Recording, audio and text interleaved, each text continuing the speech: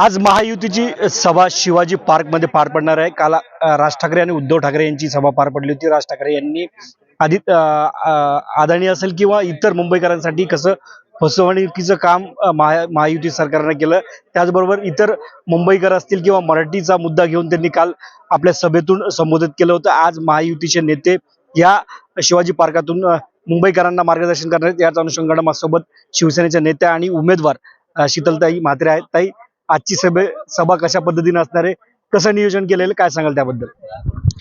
आज मला वाटतं उद्याच या वेळेला प्रचाराच्या तोफा थंडवलेल्या असतील आणि ही मुंबईतली सगळ्यात मोठी शेवटची सभा असेल. आणि आज माननीय मुख्यमंत्री फडणवीस जी असतील, उपमुख्यमंत्री शिंदे साहेब, आठवले साहेब, ही जी महायुतीचे महत्वाचे नेते आहेत हे इथे उपस्थित असतील. आमचे सर्व उमेदवार आज इथे उपस्थित असतील आणि एक दणक्यात सभा होणार आहे, जोरदार सभा होणार आहे. अनेक जण विचारतात कालच्या प्रश्नांना उत्तर देणार आहेत का, पण ते कालचे प्रश्न नव्हते, ते कालचं काहीतरी कॉमेडी सर्कस होती. तर त्याची उत्तर देण्याची आम्हाला गरज नाही, कारण मतपेटीतून मतदारच त्यांना उत्तर देतील. आणि आम्ही फक्त गेल्या 2.5 ते 3 वर्षात आम्ही कशा पद्धतीने काम केलेलं आहे आणि आम्ही कशा पद्धतीने पुढच्या 5 वर्षात काम करणार आहोत याचा आम्ही रोडमॅप नक्कीच देणार आहोत.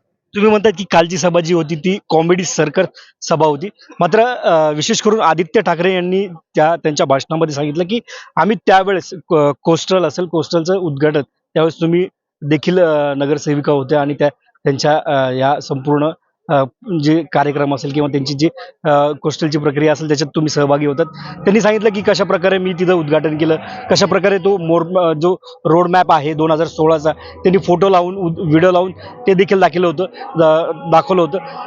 एकीकडे ते म्हणतात की आम्ही काम केलं, आम्ही उद्घाटन केलं, आम्ही भूमिपूजन केलं, त्याचं श्रेय जे आहे ते महायुतीचं सरकार देवेंद्र फडणवीस असतील किंवा एकनाथ शिंदे असतील हे करतात. तुम्ही याला कसं उत्तर द्याल?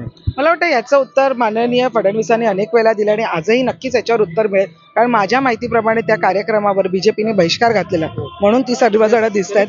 हा, अगदी बीजेपीने त्यांना बहिष्कार घातलेला आणि ह्याच्या सगळ्या फक्त आपण नारळ फोडून गोष्टी होत नाहीत, तर ह्याच्यासाठी अनेक अगदी सेंट्रल पासून बऱ्याच परमिशन्स लागतात. त्या कोणी दिल्या हेही त्यांनी कधीतरी सांगावं. त्याच्यामुळे बोलण्यासारख्या खूप गोष्टी आहेत की आम्ही केलं, पण तुम्ही खिचडी घोटाळा पण केलाय, तुम्ही बॉडी बॅग्सचा पण घोटाळा केलाय, तुम्ही मिठी नदीमध्ये पण घोटाळा केलाय, तुम्ही डांबराचा पण घोटाळा केलाय. ह्याच्यावर पण कधीतरी बोला की. या घोटाळ्यांवर कोण बोलणार?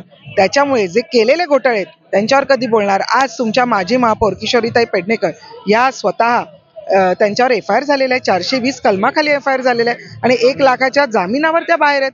हे कितपर्यंत भूषणावं आहे याच्यावर कोण बोलणार? मुंबईकर हेही प्रश्न विचारतात.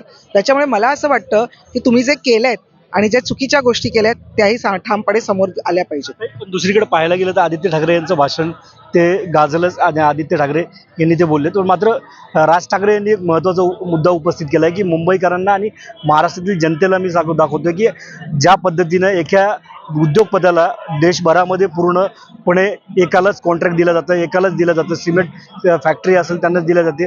अदानीवर त्यांनी घणाघात टीका केला आहे. त्याच्यानंतर भारतीय जनता पार्टी असेल किंवा शिवसेना असेल त्यांच्याकडनं अदानीसोबतच्या फॅमिलीतले फोटो देखील शेअर केलेत. या संदर्भात काय सांगाल?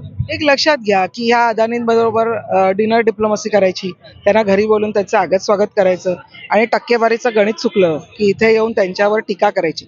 ह्या गोष्टी आता मुंबईकर जाणून आहेत, कारण मुंबईकरांना माहिती आहे की ज्यांचे सध्या एकही नगरसेवक नाहीयेत अशी जी पार्टी आहे त्यांनी कुणावर आणि किती बोलावं, कारण हे फक्त बोलतात. काम करायची वेळ असते तेव्हा ते घरी बसून झोपा काढतात.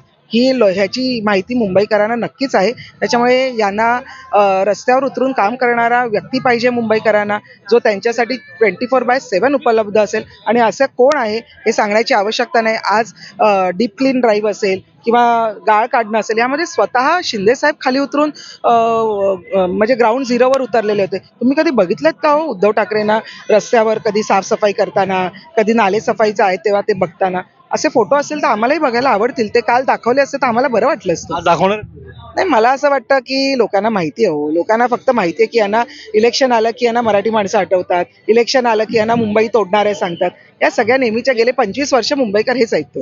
नाही, पण दुसरीकडे पाहायला गेलं तर UBT असेल किंवा मनसे असेल त्यांच्याकडनं सांगण्यात आलेले की कालचे जे शिवसैनिक होते, जे मनसैनिक होते, जे मराठी नागरिक होते ते निष्ठावंत होते, 1 रुपया देऊन नाही आले.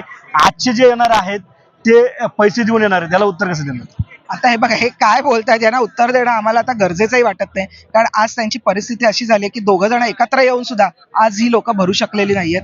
आज मनसेला जी गळती लागलेली आहे, रोज मनसेच्या वेगवेगळ्या लोकांचे प्रवेश होत आहेत, उबाटाचे वेगवेगळ्या लोकांचा प्रवेश होत आहेत. दगडू सकपाळ तुम्ही बघितलं, का बरं आले ते, त्याचं का नाही उत्तर सांगितलं? आज तुम्हाला कुठल्याही लोकांची गरज नाहीये, फक्त तुम्ही एकमेकांना एकत्र धरून बसलेले आहेत आणि मुंबईकरांबद्दल कसा कळवळ आहे दाखवताय. मुंबईकर सुद्धा आहेत, त्यांना माहिती आहे. शेवटचा प्रश्न विचारतो की आज मुंबईकरांना महायुतीतून काय गिफ्ट भेटणार आहे? गिफ्ट मला वाटतं त्यांना हेच आहे की मुंबईचा काळजी करणारा पक्ष सत्तेवर येणार आहे आणि मराठी परत एकदा महापौर होणार आहे. धन्यवाद. मराठीकारांचा सत्तेवर महापौर येणार आहे आणि मराठीच महापौर होणार आहे असं मत जे आहे ते शीतल म्हात्रे यांनी व्यक्त केलेलं. कॅमेरामॅन कल्पेश मोरेसह सुमेध साळवे, LS मराठी, मुंबई.